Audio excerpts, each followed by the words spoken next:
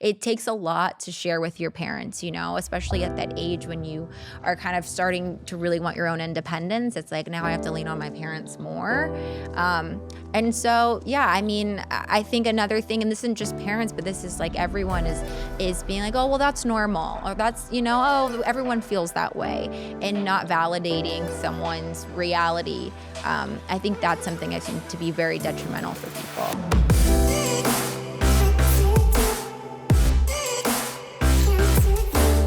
Hey everyone, welcome back to On Purpose, the #1 health podcast in the world. Thanks to each and every single one of you that come back every week to listen, learn, and grow.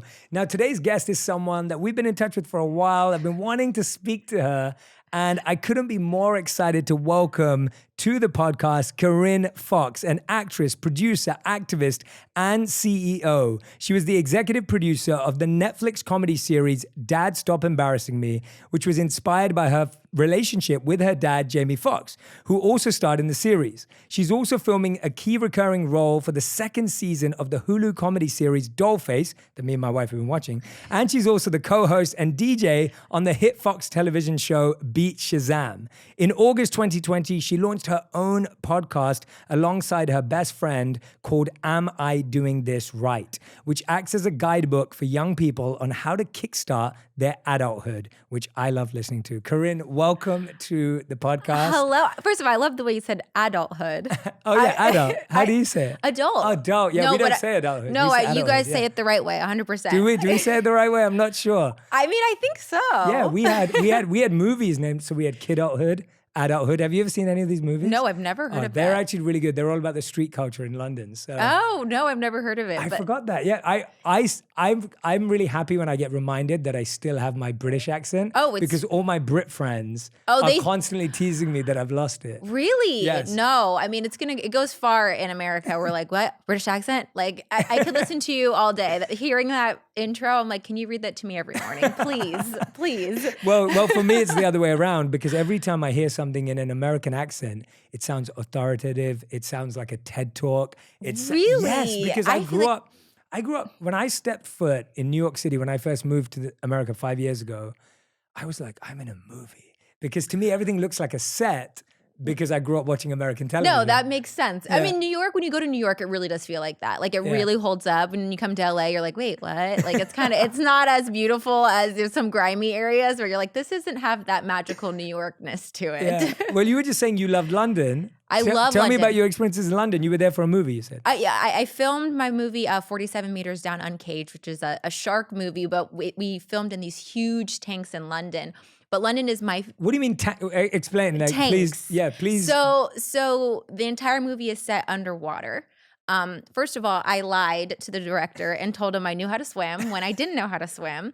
And but yeah, they built these huge tanks where they had these really intricate sets underwater, and we were scuba diving in the movie. We get lost in these caves, and so we spent months under the surface of the water. So we'd go into work at 6 a.m. It was dark. Go underwater, see no light, then come up at like 8 p.m. and I didn't see the sun for months.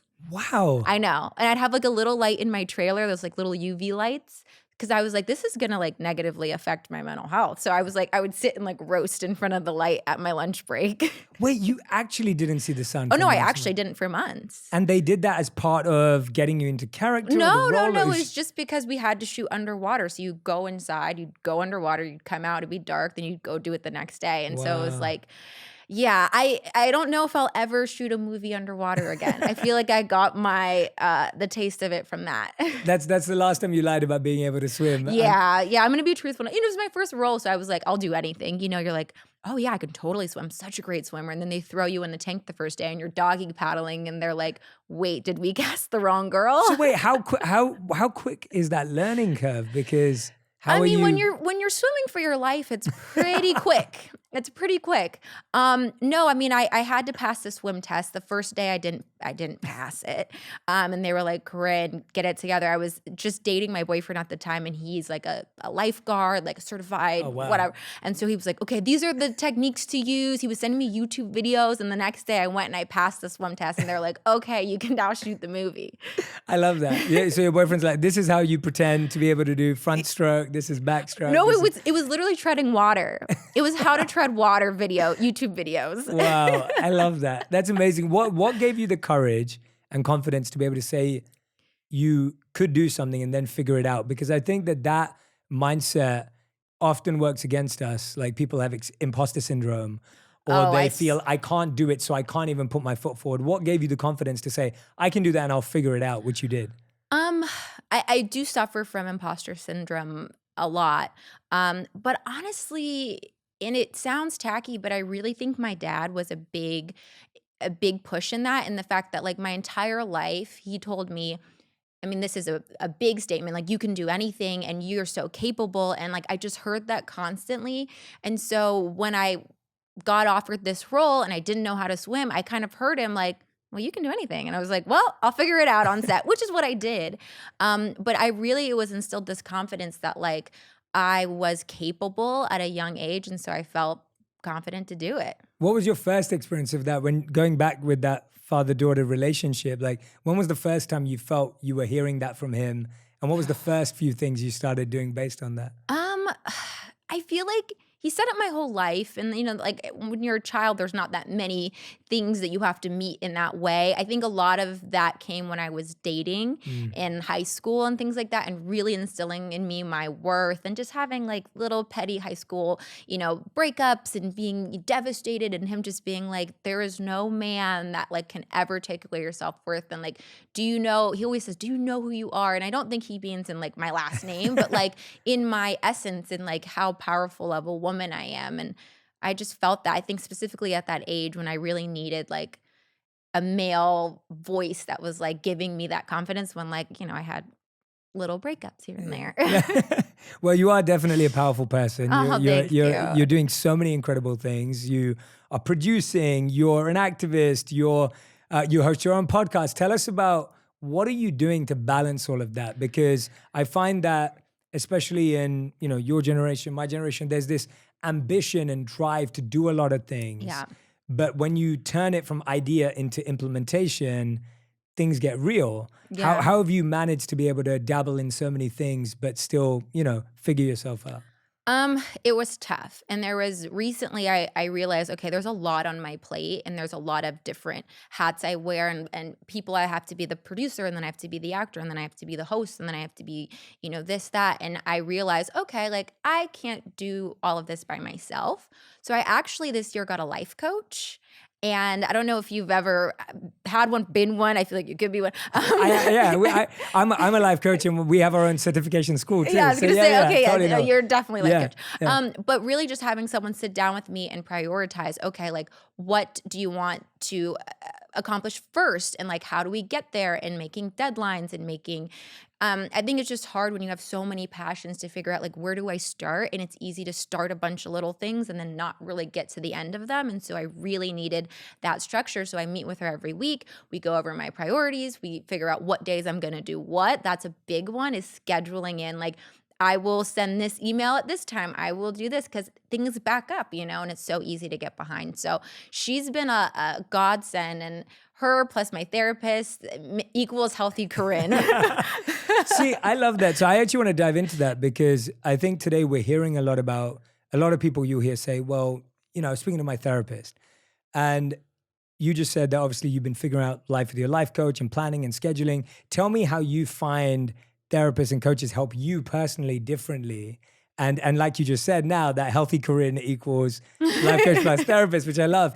What are they bringing to you that's different from each other? Because I think we're living at a time where people are kind of becoming aware therapy is. Yeah. But I still feel like coaching is an unknown art. Yeah, I really didn't even, when I went looking for a life coach, didn't really know even what I was looking for. I just knew I had this need that with my therapist, we go through trauma, we go through, my emotional states and how to like overcome some things. And then I felt like I needed somebody to help me, not an assistant in a way, but someone who was just helping me prioritize, all of these projects I had. So I feel like there's like a type A, type B side to like my therapist is for my type B creative side that's messy and all over the place. And then my type A side is like my life coach who's like, let's schedule and plan everything. Yeah, I love that. I've always seen it as therapists help us make sense of what's going on, and then coaches help us make things happen. Yes, that's And a great, it's this simpler way idea- to say it. Yeah, Yes. and it's this idea of like therapists, they help us unpack our past,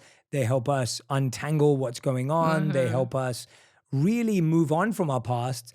And then coaches help you go, well, where do you want to be? Yes. Let's use your present to get there. 100%. And I encourage everyone to have both coaches and therapists in their life, because I think that's a brilliant, what even urged you to go out there? Like, how did you think about that? What was going on in your life where you were like, I need help in my life? Because I think asking for help or looking for help, either from family or friends, sometimes we could even get in our own way. Oh, yeah. I was speaking to a friend the other day, and he was telling me how someone in his life just, no matter how much he's trying to support or facilitate, that person won't accept help.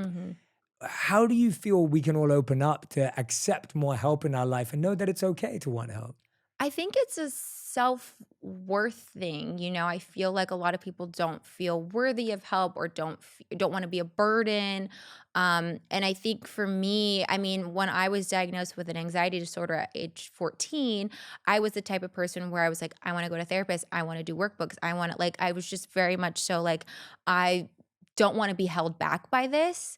And so I think I applied that later on in life when I was realizing, okay, I'm feeling confused. I'm feeling lost. I don't know where to start. I don't know how to finish things. Like now I need a different form of help. And so I feel like I was just someone who naturally gravitated towards that. But I do think it's about feeling worthy and feeling deserving of help and eliminating that feeling of being a burden on someone else. Absolutely. I love that. That's such a thoughtful answer. Thank you for that, because I think so many people right now are going to be listening to what you just said. And I'm hoping that if you listen deeply to what Corinne just said, that's going to urge you to break through that. Yeah, and on the other side of it, I think people love offering help. People want to feel needed and want to feel purposeful, and so you're also giving people an opportunity to show up for you. Yeah, I think giving and getting are both privileges, right? It's Yeah. like that idea of if you have something to give and you're able to give, that's an honor. Yeah. And for someone else to have someone to give that's ready to receive, that's an honor too. And I think you forget that. So I love that. You spoke earlier about your father and the advice he gave you and how that's kept you going. But then you also have a show called Dad Stop Embarrassing Me. So dad's on one end, it's like, oh, dad gave me this really good advice. Yeah. And that's like, Dad Stop Embarrassing Me. How many times have you felt both those emotions in the same day? Every day, every single day. No, my dad and I have such a funny like yin yang relationship where he is this like over the top performative guy who's drawing attention to himself all the time, and I was more reserved and quiet growing up, and so that was just this perfect storm for him to embarrass me. And because he's drawing attention to himself all the time, when you're a teenage girl, that's the last thing you ever want your dad to do, regardless of if he's famous or not. You want your dad to fly under the radar. And so we had all these funny moments of like him doing too much or showing up at like my cheerleading game wearing like super tight clothes and me being like, that's so embarrassing. And so we just wrote episodes and pitched it to Netflix, and they loved it. And so it was such a cathartic thing for the both of us, because at the time I was really embarrassed. It wasn't a joke at the time. When you're 16, 17, it feels like the end of the world. So it was like full circle for us to look back and like laugh at these things that maybe at the time weren't as funny. Yeah, I love that. The thing I love most about it is I'm not a dad yet, but I can imagine that when I become a dad, and if I'm lucky enough to have a daughter, then I feel like I'm gonna be doing crazy things. Right? Yeah. I'm like, what would be your advice to people who are about to become dads, of the warnings of what are the things that embarrass and what are the things that are good? At the end of the day, I think that is part of your job description as a dad. Like embarrassing your child, I think it's part of it. I think it's a rite of passage for kids to go through. So I don't really want to steer away from it, but I would say in my dad's experience, my dad was very he liked to pretend he was a bad cop with boyfriends. Yes, I can imagine doing the same thing. And he's not at all. He's like he's an actor. I mean, he cries all the time. He's like not like that at all, but he loved to like put on the, I'm going to bring my shotgun, that whole thing. And that was just like, Dad, I'm learning. Just give me the space to just grow and figure this out. You don't have to fight my battles for me. We have an episode in the show. It's episode 2, I think, where he goes like knocking on the boyfriend's door with all of his friends. And he really did that in real life to my high school boyfriend. He went knocking on his door to try to, I don't know, scare him off. I don't know what he wanted to do. I was like, that's amazing. Yeah. What do you think it is when, as kids, I feel like when we're growing up, sometimes we're embarrassed of them, sometimes we're embarrassed for them, sometimes we're embarrassed for ourselves. Yeah. But then as we grow older, I feel like a lot of us develop a sense of gratitude and connection. Was there ever a time where you felt you were bitter or resentful towards your parent? Not for anything legitimate, but just as a young kid growing up where you really just don't, how were you able to overcome that? How do you think that healed over time when you kind of like, oh, I really wish they didn't do that? Something more serious, not as funny. Yeah. And then how do you kind of overcome that as an adult?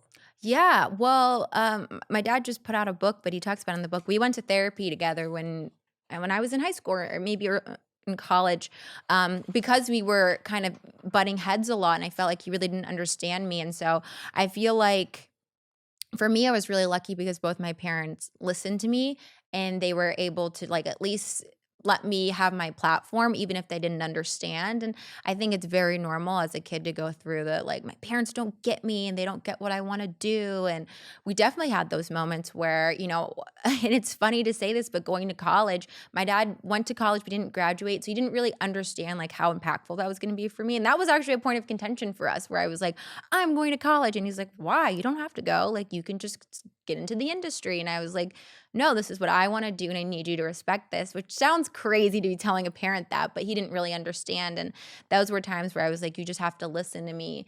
And then when I graduated, he was like crying and he was like, oh my God, like, of course, this is such a huge accomplishment. And I just didn't understand like what this meant to you. And I do now. Yeah. Wow. I love that. Thank you for sharing that. Mm-hmm. Yeah. It's so interesting to just hear about relationships and ups and downs, because I think everyone's kind of on their own journey, and everyone who's listening and watching has a different experience or position with their family. And I think hearing this, I think what I've always found that when I hear about positive experiences of parenting or anything, I always think for people, I'm like, if you didn't get that, try and be that.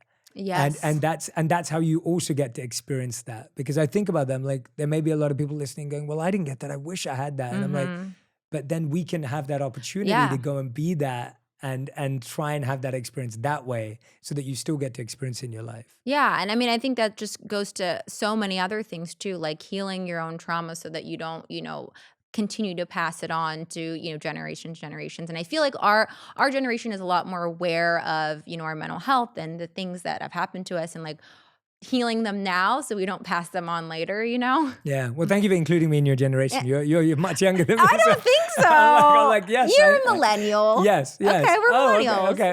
All right. Okay. But that's a great segue, because months ago you posted on your Instagram Corinne's Guide to Wellness. Yeah. And I loved that. And I loved what you were sharing there. I wanted to know, where did you come up with that list from, and how did it develop, and why did you feel the need to share it too? Because I think that was so powerful that you did that.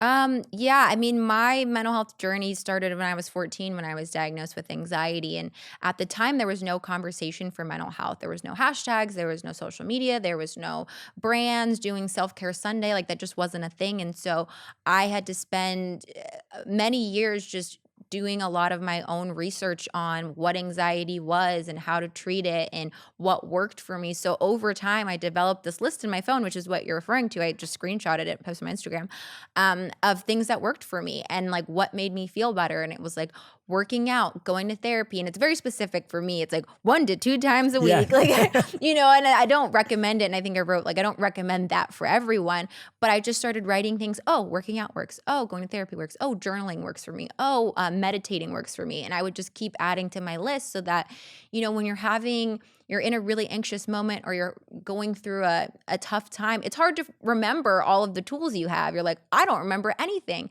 So it was nice for me to have it in my phone so I could reference it, if I needed it. When you went through it at 14, what were the conversations like at school or like with friends or with even your parents? Like, I can imagine that I agree with you that now we're living at a time where you just open up a social media app and there'll be someone talking about mental health or Right. someone sharing something or a brand's doing something or there's an event for mental health. There's more therapists and coaches in the world. At that point, tell me how that dialogue went for you in terms of getting the diagnosis and then figuring out next steps. And how did people respond at school? What did kids know? Did your friends know? Like, No, I didn't feel comfortable enough to share it. I was really, really ashamed of it. And I felt like I didn't want to be called the C word, which is crazy.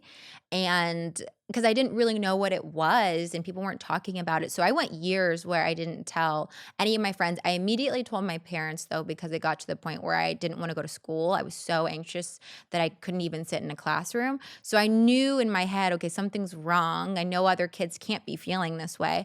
And that's how I got started going to therapy. And I've had the same therapist since I was 14. I love this woman so much. But I love that. yeah, but no, it took me a long time to be able to, like, and it sounds weird, but like come out and say I have anxiety.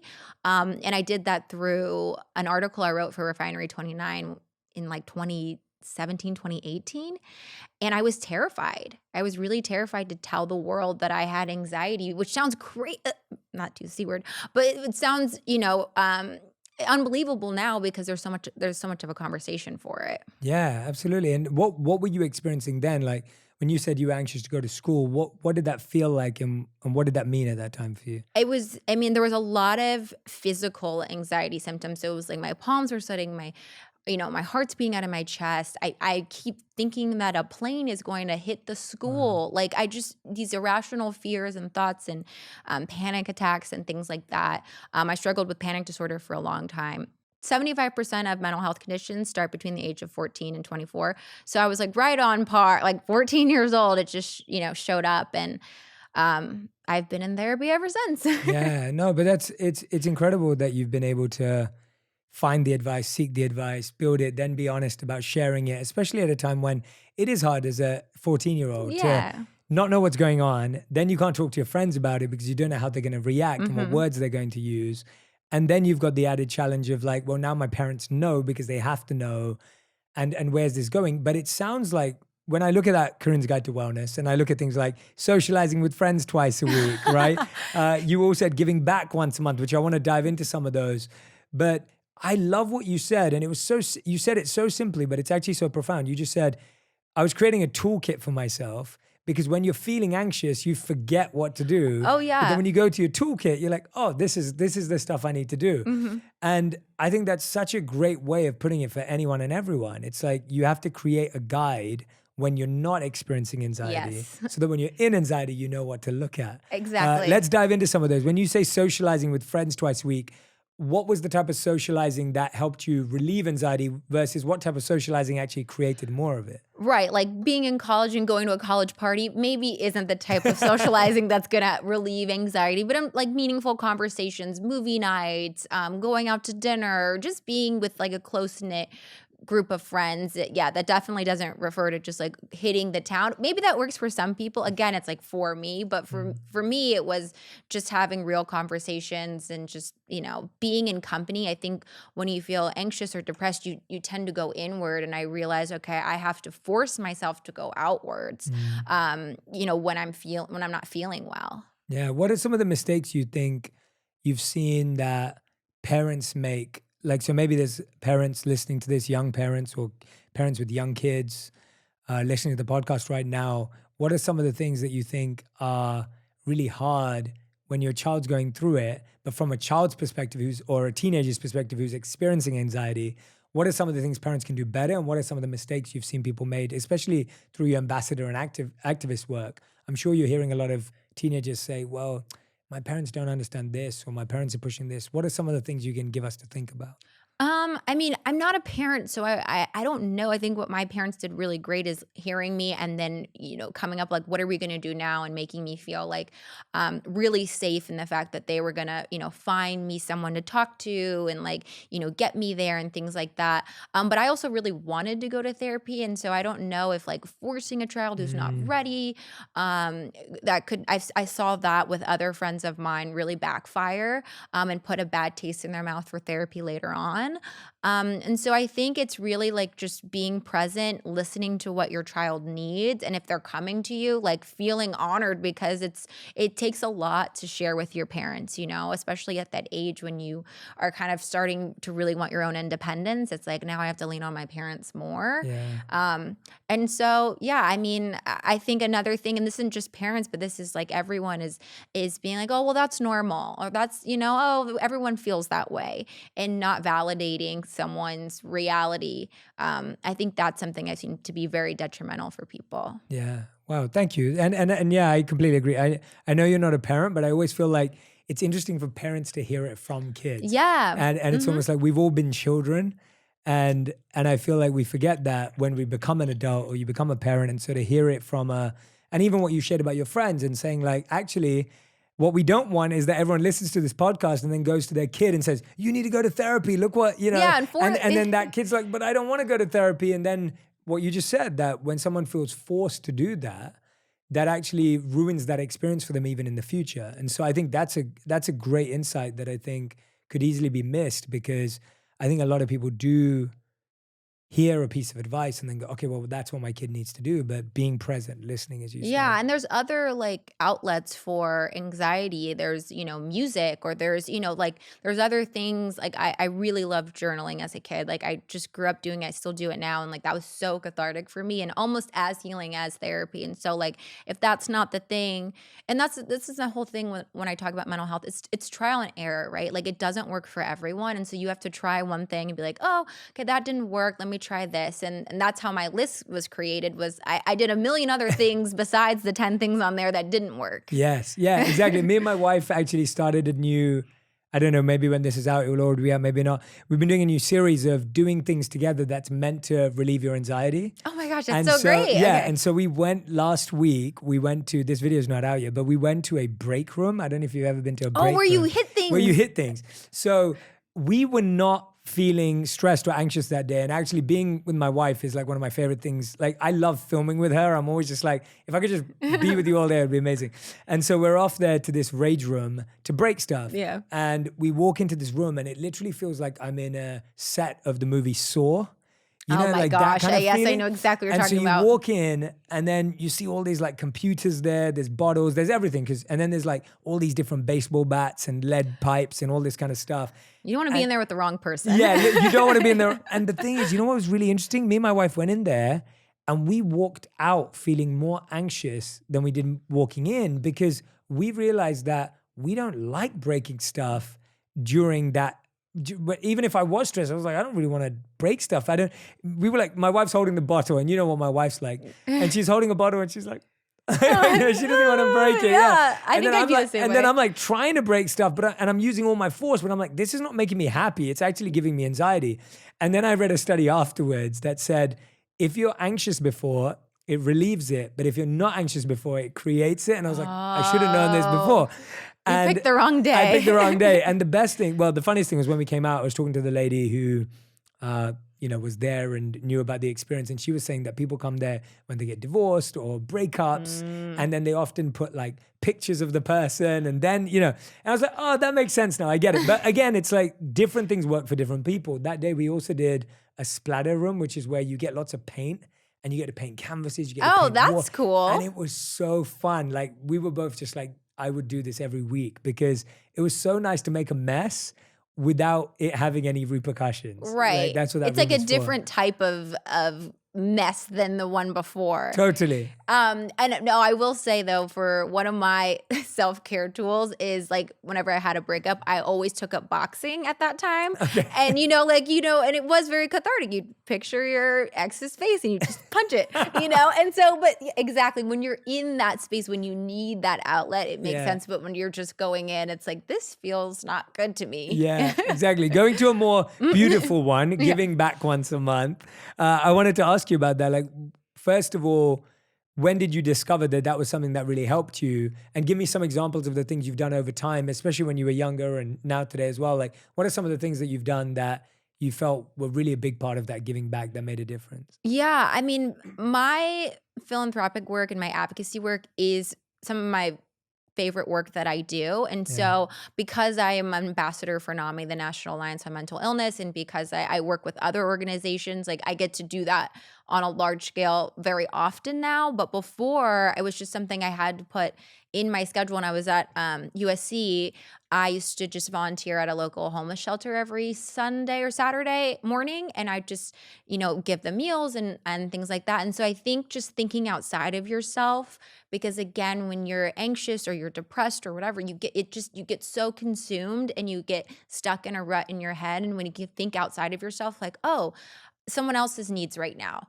And at least for 30 minutes, an hour, like you're not worried about yourself. You're not worried about all the things that are making you feel anxious or depressed or whatever. And so I found that to be very healing for me. And then now to be able to do that on a large scale and speak with NAMI and lobby Congress and all that stuff, it's giving back on, a bigger scale, but it still provides relief for me. Yeah, I love that. And all the studies back that up and show that. Like, even when we're experiencing anxiety and stress, when we go and relieve the anxiety and stress of others or feel like we're working on that, it massively impacts how we feel. Yeah. So that's such a great example. Not to just do things for myself, but it does, there is a reciprocal thing when you're, giving back. You're also, and we said that earlier, you're also, getting something from it as well. Yeah, absolutely. And when you're in some of those rooms, like when you're lobbying Congress or like standing up for a right, or do you ever feel like, are you ever like, what am I doing? Like, I can't believe I'm here. Like, from having experienced anxiety to now like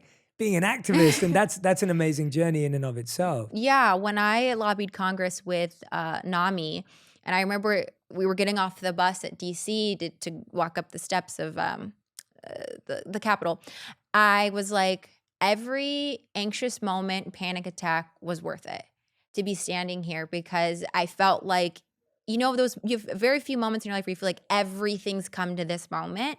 And there were days where like the struggle was real. I was really having panic attacks. I really didn't want to go to school. I really didn't want to do these things. There was a time in which I couldn't leave my house. And it was just like, wow, to go through all of that, to overcome it all, and then to be standing here and championing for somebody else, like it just makes it feel like it wasn't for nothing, Yeah, absolutely. That's what I'm saying. I love that journey, because I think when you can see it, and wherever you are, if anyone who's listening or watching right now, wherever you are on that journey of you from school to the Capitol is full of tiny little steps. Yes. Oh my gosh, it does not happen overnight. Yeah, it's just these tiny little steps, these tiny shifts, these tiny changes, and then you get this big moment where you get to stand up for something you believe in, which is beautiful. One of the other habits that you wrote down, which I loved, was God, Spirit, Connect, Church on Sunday. And I was thinking, is that something that's been a part of your life since you were really young? I was raised, my mom was a very new age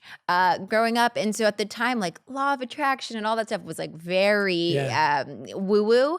And I didn't really tell kids at school that that's really what we were doing at home. But now of course, everybody in LA does it, but which I love. But it was like very normal for me. We used to go to Agape. I don't know if you know. And so I grew up there, like going to their kids' room. And so I still watch it now, even though it's, virtual.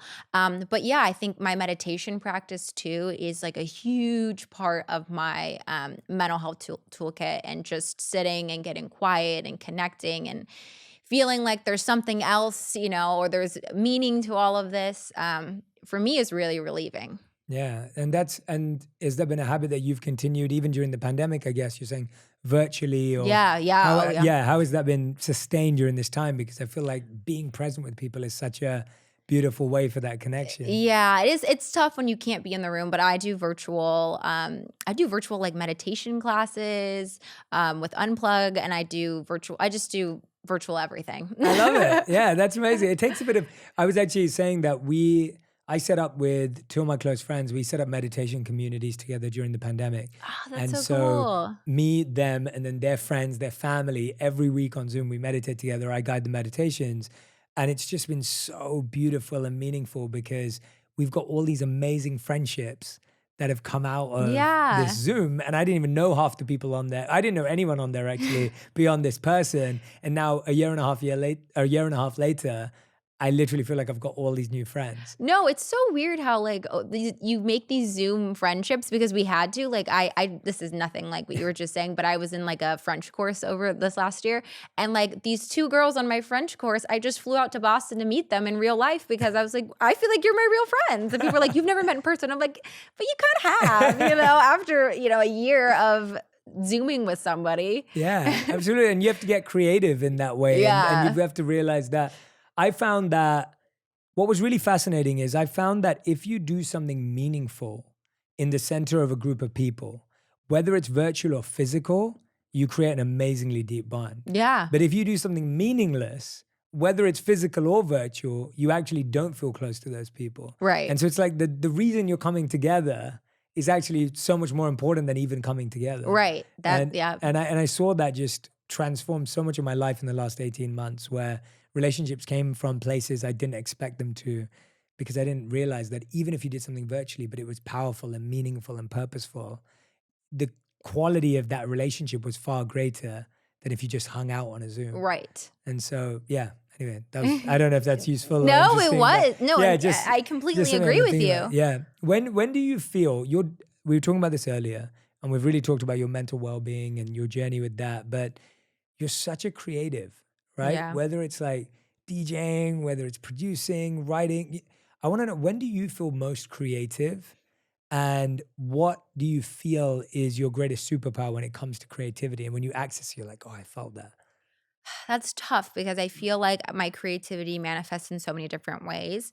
I'm an actor and I'm a writer as well. And I consider myself a dancer. I'm not professional by any means, but I grew up dancing. That was like my first performative love. And so I feel like my most creative, honestly, when I'm alone, like I really get into this, and maybe it's that like tortured artist thing that you kind of have to do.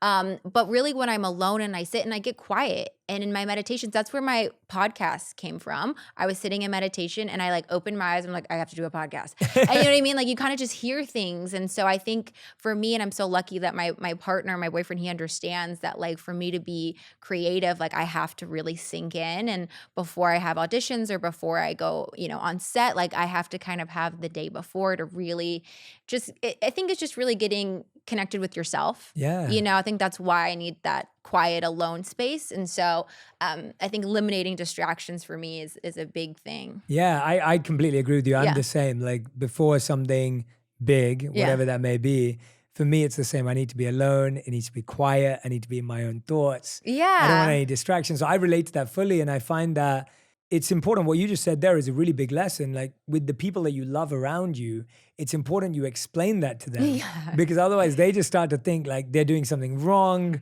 or like they don't understand you, or they've made a mistake. And it's so important, like what you just explained, that, my boyfriend understands that when this is happening, that this is what I need. Yeah. I think that's such a healthy way of communicating. Yeah, I'm very lucky that my boyfriend is also a writer and director. It also needs like his own time. So it's like we're a great match. Yeah. But explaining to him like, hey, it's not you, but like if I have an audition, like the night before, like, I need my time. I have to get into the character, and like I'll call you right when I'm out, Yeah. And I love that the name of the podcast is exactly the sentence you would say during meditation. Am I doing this right? Like, Yeah. I mean, it's a question we ask for a lot of things, but because you said you got the idea while you were meditating, I was just like, yes, there are many times in meditation where the thought in my head is, am I doing this right? Oh, yeah. And I always tell people when they are afraid to start meditation, I'm like, there is no right way to do it. Yeah. It's not. I used to think meditation was levitating in your living room and like, rising from the ground. And I was like, no, if you could just get quiet for like 2 minutes, 1 minute. Like, and then now I'm like, I sit for 30 minutes every day. But yeah, no, a lot of people think, yeah, am I doing this right? Is this how it's supposed to feel? Like, am I supposed to have like some profound, that my epiphany is not my normal meditations. Tell me about that meditation practice. You said you went from like 1 to 2 minutes to now 30 minutes a day. Like, what does that look like? What are you doing for that 30 minutes? What time of day it is, and how are you practicing that? I wake up first thing in the morning, let my dog out, and then that's when I meditate. We get back inside. And I mean, it started with just sitting for 10 minutes and just learning how to follow my breath, which is great for anybody who's experiencing anxiety, because when you can, when you can lower your breath, you lower your heart rate, and a lot of your anxiety symptoms go away. So that was like on the like being very practical anxiety relief that helped me. But then I started to really love the spiritual side of it, and then it grew, and now I have crystals and there's sage, and it's a whole thing. It's a production. Yeah. It takes a long time. My dog's sitting there like, really? We have to do all of this every time. I love that. And that's so important though, because that creates so much like a foundation in your day and a certainty, and like it creates an environment that you love walking into. And and it's just like the best way for me to get in the right headspace to do things like this, to, go out in the world. And I'm an introvert, so I have to like charge up before I go out, you know? I can relate to that. Let's talk about that, because I reckon everyone who's listening to this going, you guys are not introverts. Like, You're not an introvert. I am. No way. Yeah, definitely. Like I have to like self-preserve so much to have energy. And if I go to an event, if it's my event, it's different. But if I'm going to an event, I will just try and find one person to have a deep, meaningful conversation with. I won't introduce myself to everyone, not because I'm anxious or scared by it, but I just really like deep connection more than I love, wide connection, I guess. And that idea of just being able to have like lots of small talk throughout the night just doesn't fulfill me in the same way. And I feel like I spent a lot of my life being an extrovert during my teens, but then I feel like I became more and more of an introvert because I realized the value of being alone, especially when it came to making big decisions, especially when it came to like sticking to my guns on an idea I had and no one agreed with me. And as I started to realize that the more time I spent with people, the more their voice became louder. And I was like, no, but I want to follow my heart. Like, so I feel like with all of that, like my favorite thing to do without a doubt on a weekend is sit with a bunch of books, make notes, read, listen, learn. Like I do that. If my wife's traveling or not with me, I will literally just do that, and I'll order in.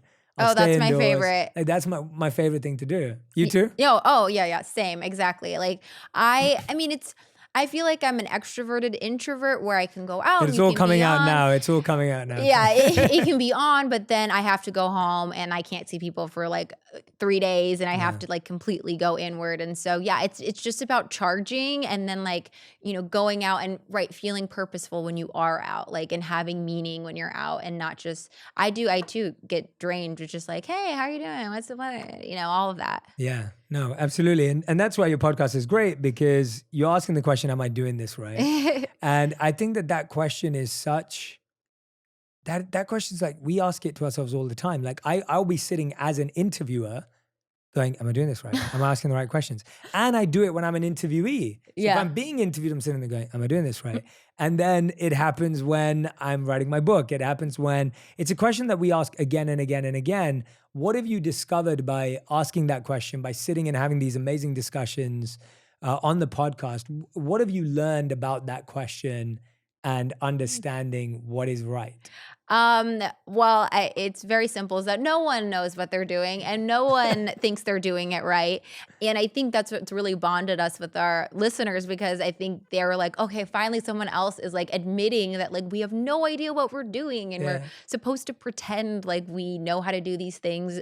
Ours is like our podcast is a life how-to podcast. So we go through very confusing things in adulthood that you think you're supposed to know, but you don't really. Like, how do I file my taxes? What is a 401k? I don't know all of these things that you're supposed to know and you don't, and you're never taught in school. And it's like, okay, we're going to stop pretending that we have it all figured out, and we're going to admit, at least me and my co-host, my best friend Natalie, are going to admit we don't know anything, and we'll figure it out for you. Yeah, I love that. I love that, because even for me, when I moved to the US, I had to learn a whole Oh new... yeah, that's why I was like, I don't know if you even know what a 401k is. Yeah, no, I do now. Yeah. Like, yeah, but it was like when I moved to the US. So in the UK, I relied on my mom because my mom was like a financial advisor. That's and, what my and mom dad's is. Really? No way. My mom's an accountant. Oh yeah, and my dad's an accountant. So I was like, okay, they've got me covered. They'll figure it out. And then I moved here and I was like, oh.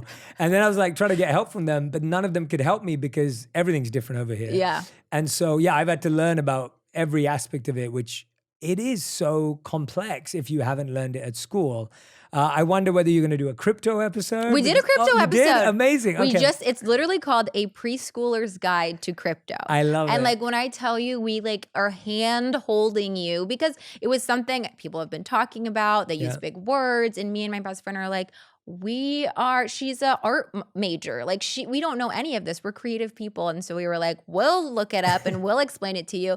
We also like drink a glass of wine every episode. So it's fun. And it's not like a boring TED talk. Totally. You know, we want it to be like you're going to drinks with your girlfriend and you're like, hey, like what's crypto? And you're like, oh, it's this, you know? Yeah, I love that. Yeah. And that's awesome. And I think that's how we all want to learn. Yeah. Like we all learn more through conversation than we do through like whiteboards and whatever it may be. And that sort of approach. But what's been the most popular episode? I'm intrigued. I always ask that question to someone who has a podcast because I'm intrigued to hear about what people are like really like wanting to learn. What's been your most popular conversation that you've had? We did an episode on morning routines, and we researched how billionaires start their day. Mm-hmm. And that one got a lot of hits. I think we don't only do like personal finance. We started that way. Then we were like, wait, there's a lot of other things in adulthood like we need to figure out, which is like morning routines, nighttime routines, we just did an episode on going to therapy.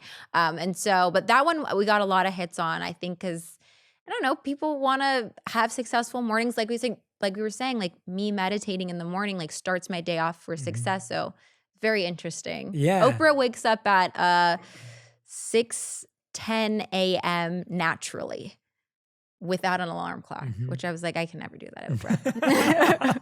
I love that. Yeah, no, I've read those. There's such incredible ones because I found that I think it was like, I might be getting this wrong, but I remember when I looked at that, it was like 63% of the most successful people in the world get like 7 to 8 hours of sleep. They like do. They're actually getting their sleep, contrary to popular belief, which is that you have to sleep 4 hours if you want to be successful. No, a lot of them do. A lot of them woke up later than I did. I think somebody, and I don't want to say it was Elon Musk, it was someone else like woke up at 10 or something. I was like, wow, like they're really getting a lot of sleep. Yeah, you're like, I should just wake up at 10. Like this, why am I waking up early for? Yeah. No, I think these things are so important to study.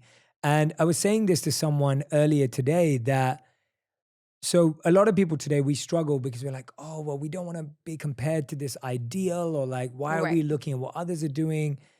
But the truth is that you have two options when you're looking at success. You either look at success with envy or you look at success with study. But we both have to look at it. So some people are looking at everyone going, oh, I wish I had that, or, oh God, why are they trying to be perfect or whatever. Or we can look at it and say, well, what can I learn from that? Yeah. Like how do I apply that to my life? And I feel like studying healthy, wealthy, and wise individuals is a great way to live because it helps you figure out what parts of it you want to apply to your life. Yeah. No, 100%. And like I said, like I'm not going to naturally wake up at 6 a.m. It's just, I'm going to need an alarm clock, but it's just, one, it's interesting. Yeah. And two, I mean, I think you can start to like find little things that you can apply here and there. And the rest of the episode goes into just like healthy morning habits. We only use like .govs, .org, so we don't just like pull from, a random article, but we find things that have, real science behind it. Yeah. What's been a habit or a principle or a way someone lives or even a financial thing that surprised you where you're like, that's so cool. Like, I didn't know that. Is there anything that stood out like that? I'll share one while you're thinking. For me, it was, we had Russ on the podcast and I was obviously asking him questions about creativity and music. And he was saying that his favorite thing to do, and we'll both align with this, he was saying his favorite thing to do is get all of his friends out of the studio, not invite anyone over, go into the basement or go into the studio and make weird sounds that he would only make if he was on his own. That is And so he literally like yells into the microphone. He makes a weird sound. He screams and he goes, if I had my friends in there, I would feel so judged that I wouldn't do that. So he goes, for me, the best creativity is being alone and just making weird noises. And then I'll discover something like, oh, I want to find an instrument like that, whatever it may be. Yeah. No, that's really, really interesting. No, I mean, I haven't had anything like that on our podcast yet. I'm trying to think. I mean, like, this was not as cool at all, so I don't want to say it. Oh no, I'm just gone. No, we were really surprised. We were looking up also like in this morning routines episode, like what a lot of people eat in the morning. Okay. And you've been like sold that you need to have like bacon and eggs. Most people have oatmeal. And I was like, I don't like oatmeal, but maybe I should try eating oatmeal because most billionaires eat oatmeal. Do you know why that makes me very happy? I've been eating oatmeal my whole life for Really? breakfast. Yeah.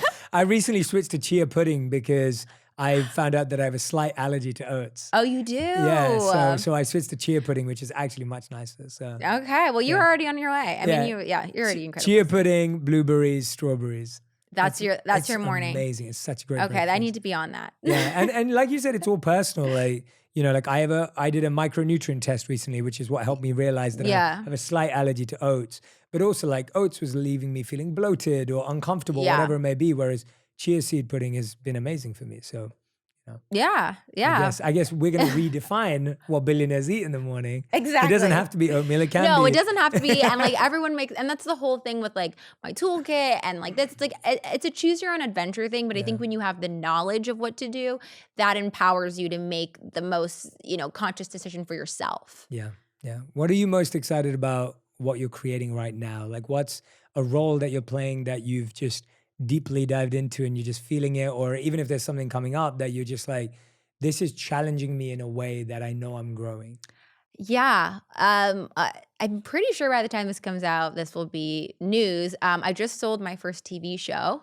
Congratulations. That's huge. Yeah, two weeks ago. And so that has been such a journey for me. I've been working on the show for like 5+ years. I wrote it, I created it. Are you in it too? I'm in it as well. And so I just sold it. And so I think for me, this is like this new challenge for me. I've EP'd a show before, the one on Netflix, Stop Embarrassing Me, but I've never been the creator and the writer and the EP and the actor. So it's going to be this whole new ball game for me. And so, I'm really excited to go down the path. I'm terrified, but again, to circle back to the beginning, like I feel like I can do it. Yeah, absolutely. Of course you can. And congratulations. Thank you. I love that you shared that with us. And I love that because you're taking on just so much. I mean, to write, create, direct, and be in it. Which part of it do you enjoy the most? Or is that a bad question? They stretch different muscles. Tell me about what they stretch, because I get that. Like what does each part of it do for you personally? Again, I'm a very type A, type B person, so I need the like rawness, and then the role in the show for myself is, she has this beautiful journey and this beautiful evolution of self and discovery, and so like to be able to be in her shoes, I'm so excited to do. But then also like from my producer side, like my type A side, like I can't wait to get everything in line and like get our cast set, and like I like checking boxes, and so like that's gonna give me, that's gonna like feed that side of myself. So it's like this perfect balance of like my creativity's just being stretched in both ways. Life coach and therapist is really what it is. There we go. I love it. What do you think is the most scariest thing you've ever taken on, or the most like challenging thing you've ever taken on? Is this going to be it, or what's up till now? What's been that thing, personal or professional? Personal, there's been a few, but I would say professional. I did a live special on ABC of Good Times. It was a live performance. We were doing a one night only thing with Jimmy Kimmel was hosting it. Viola Davis was playing my mother. I was playing like an iconic character, Thelma Evans, and it was terrifying. Also, Tiffany Haddish was in the cast. I mean, it was an incredible cast. And then like imposter syndrome, me, and I'm like, what am I doing here? I've never done a play before, and essentially this is what this is, and it's live for millions of people. So it was absolutely terrifying, but the way I coped with that fear was to come in so prepared that nothing could shake me. I knew this performance frontwards, backwards. I did it every day 10 times a day. My boyfriend was like gonna go crazy because I was just saying my lines, but it worked out because you get there and you're nervous and you're like, at least I know my lines. Totally. I remember that. Except the funny thing for me is, and I'm sure you've experienced this, whenever you turn up with all that prep and knowing your lines, they always change your lines on the day. Oh yeah, and you're like, or they wait. give you a new script. You're like I just. Luckily, we were going from original episode, so we weren't going to go from the script, but that does always happen. Yeah, no, I love that. Yeah, because I always get there. I'm like, but having said all of that, what you just said is spot on, that when you've done that prep, you actually feel like you can adapt to whatever's thrown at you. Right. And that's what I've learned with being an actor. It's like when you really know your script, that's when you can play. But when you're sitting there remembering your lines, you're not present, you're not in the scene. And so like I applied that there, which was an acting thing. And I was just like, the more I know my lines, the more fun I'm going to have doing this, because this is the scariest thing I've ever done. Yeah. I love that. All right. Corinne, I could carry on talking to you for fun for hours and hours and hours, but we end every episode of On Purpose with the final 5. Okay. So these are the fast 5. Questions have to be 1 word to 1 sentence maximum. Okay. So it can be whatever a sentence is. I don't know. Okay. 7 words, 9 words. I don't know, whatever it is. Okay. So the first question is, what is the best advice you've ever received? Always save a little love for yourself. Oh, I love that. That's I've never heard that before. That's beautiful. What's the worst advice you've ever received? That wearing Uggs was a good idea. Tell us why. I have to ask. Because I have a lot of horrible red carpet moments from when I was 10 years old. And I look back and I'm like, why would I wear Uggs on a red carpet? You were 10. You didn't choose those, did you? Or you did? I probably did. I don't know. I love that. All right. What gets you excited when you're waking up out of bed every morning? My sisters. Tell us more. I'm gonna. Oh, okay. Oh, then I can explain. Yeah. You don't have to. I'm intrigued. Hence. Yeah. My sisters are 13 and 14, and I look forward to hearing about their days every day because they're at this pivotal age, really the age where I was diagnosed with anxiety, and to see them growing and changing every day, it makes me so excited. And also, I'm just so hopeful with all of Gen Z. They're incredible. And like, you guys have it way more put together than we do. I love that. Question number 4. What is your current purpose? So how would you define your current purpose? Being a voice for those that feel silenced. I love that. 5th question. If you could, and this can be going longer, if you could meet your younger self again today, your 14-year-old self, what would you tell her? It's funny because I answered this question today, but I would tell her it gets better. I was also bullied in high school, and there was a time in which you feel like it's the end of the world. And I wish I could go back to that girl and be like, it doesn't only get better, it gets spectacular, and it keeps going, and you're only going to go up from here. And I think when you're that age, everything feels like the end of the world, and it isn't.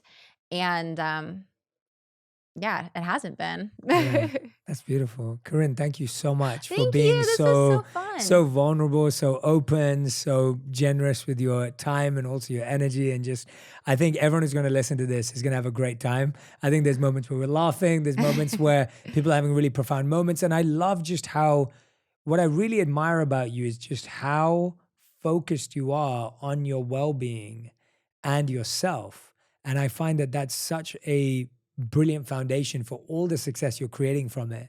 Because often you find that people are doing a lot of successful things, they're making things happen, but their personal health and wellness is kind of all over the place. And so I really appreciate that. And I think you're setting a wonderful example of how that's the foundation of everything that's to come. Oh, thank you so much. Thank you so much. This was such an honor. Yeah. Seriously, I can't believe I was on your podcast. Again, Oprah was on your podcast. How am I on your podcast? No, you were here because you are showing all generations to come just how to figure out our life step by step, keep that love for ourselves, remove that self-judgment, beat that imposter syndrome. I mean, this is exactly what we all need to hear. If you've been listening or watching at home, I want to make sure that you tag me and Corinne on Instagram, on Twitter, on any platform you're listening on, and let us know what were the takeaways, what were the nuggets of wisdom that Corinne said that you're going to repeat. Maybe you're going to say it to yourself, maybe you're going to say it to your kids, Maybe you're going to say it to your parents, whoever you're going to say it to. Please do tag both of us because I love seeing what you're learning and what you're taking away. Corinne, any final words or anything you want to share? Oh my God. Again, this has been such an honor. And I am such a huge fan of you and your wife. And I said that when I first walked in here. I was like, where's your wife? And so, no, it's been so great talking to you. Oh, thank you so much. Thank you. If you want even more videos just like this one, make sure you subscribe and click on the boxes over here. I'm also excited to let you know that you can now get my book, Think Like a Monk, from thinklikeamonkbook.com. Check below in the description to make sure you order today.